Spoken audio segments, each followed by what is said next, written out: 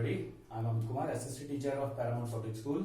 Today I'm going to teach class 8th topic of civics, the constitution and the need for laws, that we have discussed in the previous chapter also about the Indian constitution. And in this regard, today we will discuss about the features of our Indian constitution. The chapter is the constitution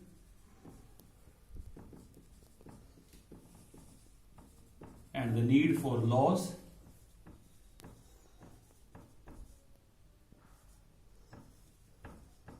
and the need for laws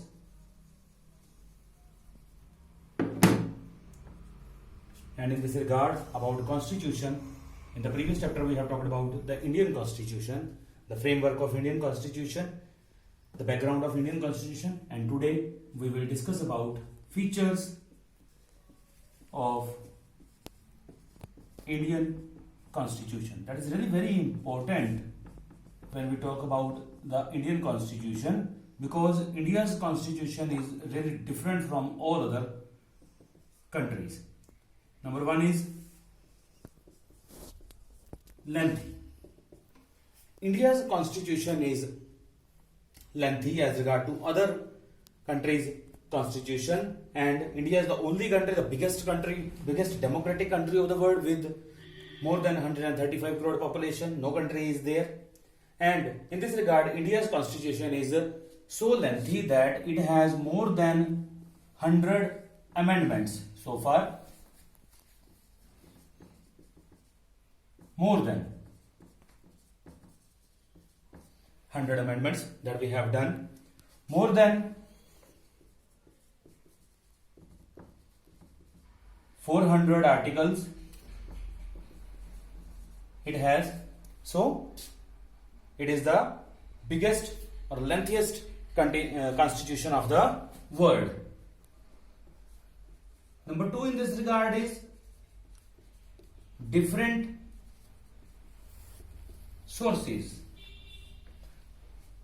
Our constitution is a book that tell us, any constitution is a book, you can say that tell that how the government is working, how the government will work. Our constitution completed on 26th of January 1950 that we have adopted, and the day we have celebrated as a Republic Day. So different sources, as in the previous lecture I told you that Dr. B.R. Ambedkar, father of Indian constitution, almost read or go through 60 different countries' constitution. And same in this regard, UK, United Kingdom, that is England, US, that is United States America, it's US or you can say America, Australia,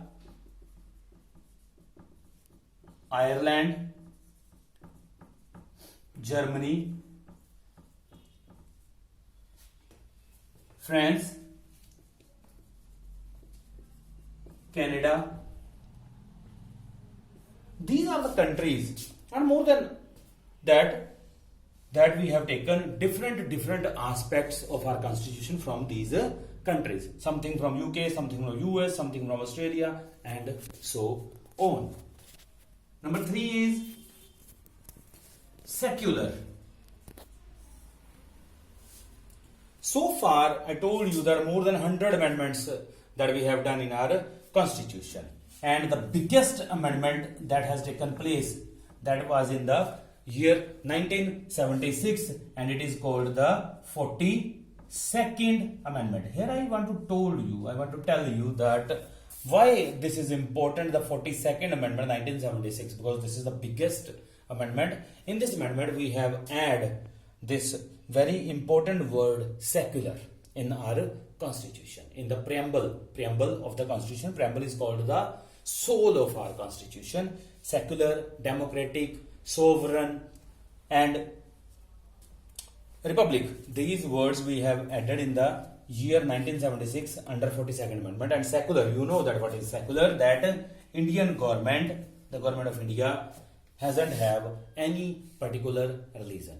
We cannot say that our government is Hindu, our government is Sikh, the devotee of Sikhism, our government is the devotee of Christianity or Muslim. But the government hasn't have any religion. So we people of India are secular. We can propagate any religion. We can go to mandir, we can go to Gurudwara, we can visit any of the temple, any of the mosque, any of the church in our country. So we people are secular. No other country has given this such right, because India is the only country where almost the four categories that I have talked about, Hindu, Muslim, Sikhism and Christianity, even more than that, people of different castes and creeds are living here. So this is the biggest point, biggest achievement of our constitution, that our constitution is secular. After that, number 4 point is fundamental rights. Fundamental rights. I'm not talking about rights, I'm talking about fundamental rights. These are our basic rights that has given by the Constitution of India, and nobody can snatch or any on the particular ground that we are not given any problem in our fundamental rights. These fundamental rights are given by the Constitution of India, and any time if we are thinking that our rights are violating, we can knock at the door of not any other lower court, only in one of the court, that is apex court of India, is the Supreme Court, if we are thinking that our fundamental rights are violating. So in this regard, the fundamental rights, the equality and freedom, and especially the education right we have given, and the right of livelihood, that we can live our life as we want.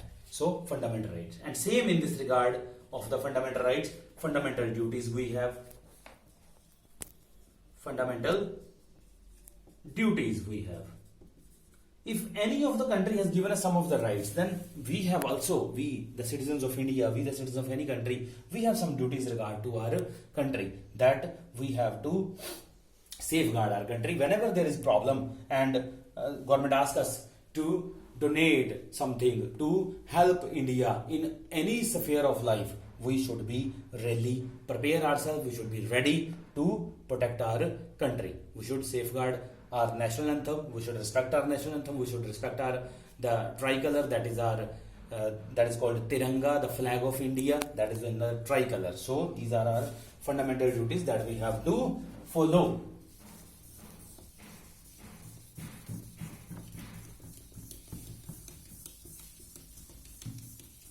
After these 5 points, the next point that we have to take in regard to the features of fundamental rights that are the Indian Constitution, that our Indian Constitution is rigid as well as flexible. Rigid, sakht. Flexible, that is lachkila. Rigid, that no single minister can change, can amend our constitution. Only in Lok Sabha and Rajya Sabha we require 2/3 majority of our MPs, that are called member parliament. We require 2/3 majority to amend our constitution, to pass any of the amendment in the Lok Sabha as well as Rajya Sabha. Rigid, that we want 2/3 majority, not a single minister can do this, not a single MP can do this. Flexible, that 2/3 majority can do this, the amendment in the constitution. So that is why here we can say 2/3 majority, that our constitution is flexible, we can amendment. So many other countries are there where there is no amendment has done so far in the constitution, because their constitution is totally completely rigid. They don't have any flexibility. Next point is about this is universal adult franchise. Universal adult franchise. What is this universal adult franchise? For the students of class 8, maybe that is not possible for you, that you have listened this word universal adult franchise. This is the meaning of simple, that vote right. right to vote. That whether you are male, whether you are female, whether you are completely fit, whether you are handicapped, whether you are over the age of 60, and whether you have completed the age of 18 years. So when you have completed the age of 18 years, you have given the right under our constitution that you have the voting right. More than 18 years of the residents of the country has given the right that they can cast their vote, whatever the party they thought that they have to cast their vote, they can cast their vote to that particular party of the center or state government. So this is called universal adult franchise. So in this regard, that we have features of Indian Constitution as per class 8th. These 7 features are enough for you, because as per class 8th, this is the particular syllabus that you have. After that, in the next period, next lecture, we will discuss about the need for laws. Why we need laws, about constitution that we have done today. Thank you, class.